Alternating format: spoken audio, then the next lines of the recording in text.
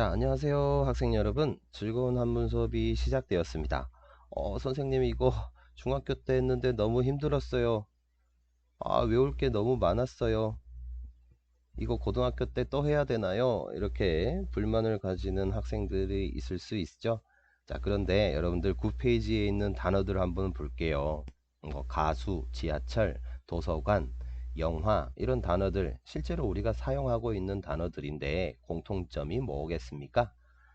예, 맞습니다. 한자 한문으로 만들어진 단어라는 거죠. 한자와 한문이 그만큼 우리 언어 생활에 큰 비중을 차지하고 있다. 내가 이것을 배워둠으로 인해서 나의 언어 생활이 훨씬 더 윤택해질 수 있다. 그리고 조금 더 나아가서 중국이나 일본이나 아니면 동남아 문화권이나 서로 소통하고 교류하는데 내가 중고등학교 때 배웠던 한자 한문을 활용할 수 있다. 이 정도로 이해할 수가 있겠죠. 자, 그래서 고등학교 때 한문 수업에서는 이런 단어들을 비롯해서 한자 성어, 한문 문장들을 조금 더 깊이 있게 살펴보도록 하겠습니다. 자, 본격적으로 수업을 진행하기 전에 아래쪽에 나와 있는 9페이지 아래쪽에 있는 여러 가지 한자들이 있는데 여러분들한테 이미 이북이 배부가 되었죠. 선생님 제공해드린 이북을 활용해서 혹시나 심심할 때 한자는 요렇게 이런 뜻을 가지고 있구나 이렇게 확인할 수가 있고 필순을 눌러보면 이렇게 어떤 순서로 쓰는 것인지 나오기도 합니다. 쉬는 시간을 활용해서 꼭 한번 응용해 보시기 바랍니다. 자, 이렇게 되는 거죠. 자, 그러면 한 장 넘겨서 본격적으로 가보죠. 11페이지 먼저 좀 살펴보겠습니다. 11페이지를 보면 한자의 모양, 뜻, 이렇게 나와 있습니다. 자, 한자의 모양, 뜻, 모든 한자는 이런 모양을 가지고 있고 이런 뜻을 가지고 있고 이렇게 읽어줘야 된다. 이렇게 세 가지 구성 요소로 만들어져 있다. 우린 보통 중학교 때 한자의 3요소라고 많이 외우셨을 겁니다. 자, 무슨 얘기냐? 칠판 한번 볼게요. 자, 우리가 잘 알고 있는 이런 한자가 있죠. 자, 어떤 뜻이었죠? 예, 사람이라는 뜻이었고 인이라고 읽어줬습니다. 이렇게 생긴 거는 이 글자의 모양이 되는 거고 사람이라고 하는 것은 이 글자의 뜻이 되는 거고 인이라고 하는 것은 이 글자의 소리가 되는 거죠.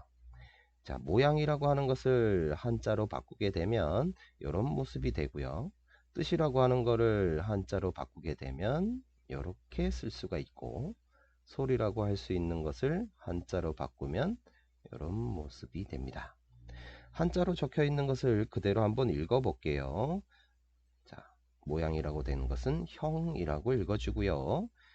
뜻이라고 되는 것은 의라고 읽을 수 있겠죠. 소리라고 된 부분은 이라고 읽을 수 있습니다. 그래서 우리가 잘 알고 있는 모든 한자들은 이렇게 형, 의 이렇게 세 가지 구성 요소로 이루어져 있다라는 거고 자, 우리 여기서 한 가지 좀 짚고 넘어가야 될 게 있습니다. 한글에서 기역, 니은, 디귿 이렇게 씁니다. 아니면 알파벳에서 A, B, C 이렇게 씁니다. 근데 이렇게 한 글자들을 적어 놨을 때 무슨 뜻인지 알 수 있나요? 영어 A, B, C 한 글자를 적었을 때 무슨 뜻인지 알 수 있나요? 아니죠. 이 글자들은 그러면 뭐라고 하는가? 문자학에서는 학문적으로 이런 글자들을 가리켜서 어떻게 얘기를 하느냐? 표시를 해준다. 표시를 해주기는데 뭘 표시를 해주느냐? 음을 표시해준다. 음이 아까 뭐였습니까? 그죠? 소리였죠. 이런 글자들은 표음 문자라고 한다. 그런데 한자 같은 경우는 좀 다르죠. 우리가 잘 알고 있는 이런 글자를 썼어요. 무슨 뜻이었죠? 아들이라는 뜻이죠. 만약에 이렇게 썼어요. 그러면 이거 뭐죠? 여자라는 뜻입니다. 한자는 표시를 해주긴 그는데 표시가 되는 동시에 뭘 표시하는 걸까요? 뜻을 표시해준다. 표의 문자가 된다라는 거죠. 그만큼 한자에서 제일 중요한 부분은 뭘까요? 의가 가장 중요하다. 뜻이 가장 중요하다라고 이해를 할 수가 있겠죠. 자, 이 정도 이해하고 다시 10페이지 앞으로 돌아가겠습니다. 자, 10페이지에 보면 한자의 변천 순서라고 표시가 되어 있습니다. 변천 과정이라고 되어 있네요. 자, 이렇게 비록 화살표로 표시가 되어 있긴 합니다. 근데 이런 화살표를 무시하고 한자들이 이런 순서로 좀 변천해 왔구나, 모양이 이렇게 좀 변해 왔구나 정도를 좀 이해하시면 될 것 같아요. 가장 문자가 만들어질 초창기 때 갑골문의 형태였을 것이다. 그리고 금문으로 좀 모양이 좀 변했을 것이다. 그 다음에 전서로 변했을 것이다. 그 다음에 하나 빠졌네요. 예서라는 것도 하나가 있죠. 잘 안 써지네요, 여기서. 자, 근데 이렇게 바뀐 것들 조금만 더 구체적으로 좀 살펴볼게요. 자, 문자가 만들어질 당시 지금 같은 문명이 발달한 시기가 아니었습니다. 종이도 없었고 뭔가 붓 도구가 부족했죠. 붓도 없고. 그래서 사람들은 글자를 쓸 때 어디다가 주로 글자를 썼느냐, 보통 여기다가 많이 썼다고 그래요. 앞에 적어놓은 이 글자 무슨 글자였죠? 갑옷입니다. 갑옷. 당시에는 거북이의 배딱지라고 표현하기도 했는데 요즘에는 이 글자 갑옷이라는 표현을 많이 쓰죠. 되게 단단한 재질의 무언가를 뜻합니다. 뒤에 있는 골, 이 글자 우리 뭐라고 합니까? 뼈 골자라고 많이 얘기를 하죠. 짐승의 뼈 조각인데 아주 단단한 재질의 뼈를 뜻하는 거겠죠. 여기다가 매우 단단한 재질 이런 데다가 뭔가를 글자를 새겨 넣었다라는 겁니다. 와, 사람들마다 쓰는 것들이 다 달라요. 그죠? 그러다가 이제 점점 문명이 발달하기 시작하면서 청동기 시대가 들어오게 됩니다. 청동기, 철기를 거치게 되면서 어떤 글자가 만들어지게 되느냐? 이런 글자가 만들어지게 됩니다.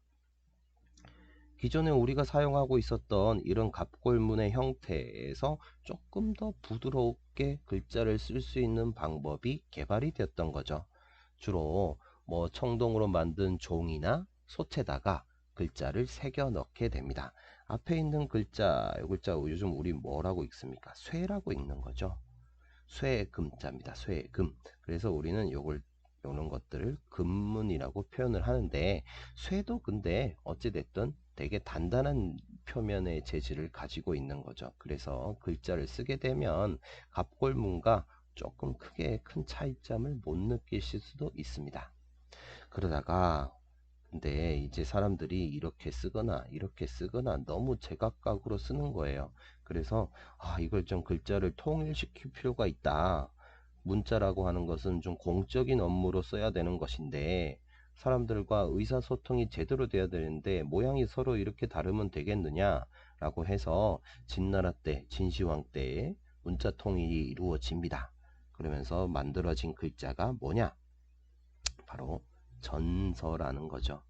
전서는 뭐 소전, 뭐 대전 나누어질 수가 있는데 이렇게는 뭐 나눠지는 것들이 뭐 중요한 게 아니라 글자를 쓸 때 네모에 맞춰 가지고 규격화된 글자를 쓰자, 공적인 용도로 글자를 써야 되지 않겠느냐 라고 해서 나라에서 정한 글자체를 얘기합니다.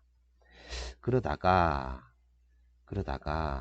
이 전이라고 하는 것이 꼭 공적으로 써야 되니까 일반 사람들이 좀 쓰기가 힘들었죠. 높은 양반들, 귀족층만 쓰고 왕이 쓰고 이렇게 하다 보니까 좀 편하게 사람들이 다 쓰면 안 되겠느냐라고 개발이 된 것이 예서라는 겁니다. 앞에 있는 예자, 요즘에 이 예는 노예예라고 많이 표현을 하는데 그냥 알기 쉽게 이해하기 위해서는 노예들도 쓸 수 있을 만큼 그냥 편하게 글자를 쓰자라는 거예요. 그러다가 이거 이러면서는 안 되겠다. 글자라고 하는 것이 어떻게 좀 나라에서 공식적으로 뭔가 규격화된 정자체를 개발해야 되겠다 만든 것이 바로 해서라는 거죠. 앞에 있는 해라고 하는 글자는 모범이라는 뜻을 가지고 있는 한자예요. 모범적인 글자체다라는 거죠. 그러다가 이제 이건 너무 모범적으로만 쓰기는 좀 힘들어. 좀 빨리 쓰면 안 돼? 우리 영어에서 얘기하는 필기체, 한글에서 얘기하는 흘림체 이런 것처럼 좀 이제 개발이 되기 시작을 했죠. 좀 빨리 쓰자, 필기체. 그래서 행서, 그 다음에 좀 간단하게 쓰면 안 되느냐, 그래서 초서, 이런 식으로 글자들이 변천하게 됩니다. 선생님 한번 예를 들어 볼게요. 한자가 네모 안에 쓰는데 예를 들어서 이렇게 썼다. 전서는 이렇게 써야 된다. 글자 안에 규격에 맞게끔 딱 써야 되고 글자 획간의 간격이 동일해야 되고 나름대로 엄격한 규칙이 따랐습니다. 그러다 보니까 잘 쓰기가 힘들었죠. 그런데 예서가 개발이 되면서 우리 좀 편하게 씁시다. 꼭 이렇게 맞춰서 써야 됩니까? 마음대로 써도 되지 않겠느냐? 라고 개발이 됐던 거고, 그러다가 안 된다. 글자라고 하는 것은 좀 정확하게 나라에서 정자체를 만들어 줘야 된다 라고 해서 우리가 잘 알고 있는 이런 글자체가 만들어지게 된 거죠. 지금까지 썼던 글자체 무슨 글씨였죠? 예, 맞습니다. 날생자죠. 자, 그러다가 이걸 좀 빨리 쓰면 안 되겠느냐, 필기체가 개발이 되겠죠. 그래서 이렇게 좀 더 빨리 쓰기 시작을 했고, 초서 가서 좀 더 간략하게 쓰면 안 되느냐, 이렇게 개발이 됩니다. 자, 글자 모양이 이런 식으로 변천 과정을 거쳤다, 이렇게 지금 다 변했다, 어떤 특정 시기별로 이렇게 됐다는 것을 이해하기보다는 각 글자들이 이런 특징들이 있구나 정도로 이해를 하시면 될 것 같습니다. 자, 그래서 우리 다음 페이지로 한번 넘어가 볼게요. 다음 페이지 보시면 뭐 자전에서 한자 찾기 아니죠. 다음 페이지 보시면 한자를 쓰는 순서 필순이 나오네요. 필순. 자, 필수는 아까 전에 요거는 너무 기초적인 부분이라 좀 생략을 하도록 할게요. 여러분들이 이북에 실려 있는 한자 익힘을 활용하면서 필순을 좀 익히도록 하겠습니다. 그 다음 자신의 이름도 한자로 한번 써보고요. 그 다음 한자의 부수 부분을 좀 살펴보죠. 자, 부수 한번 보겠습니다. 자, 부수. 자, 여기 글자에 좀 주목할 필요가 있어요. 부수는 뜻으로 분류된 한자 무리에서 그 뜻을 대표하는 글자다라고 적혀져 있는데 이게 무슨 말이냐 한번 보죠. 자, 부수를 한자로 쓰게 되면 이렇게 씁니다. 그죠? 자, 앞에 있는 부자부터 좀 살펴보죠.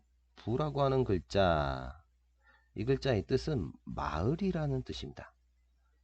뭐 마을이라는 뜻도 있고 때라는 뜻도 있고 뭐 어쨌든 뭔가가 무슨 의미냐, 모이다 라는 뜻이죠. 모여 있는 거죠. 수라고 하는 글자의 뜻은 뭐죠? 맞아요, 머리라는 뜻이죠. 그러면 부수를 한번 풀이를 해보죠. 뭔가가 한자가 있는데 뭔가가 모인 것 중에서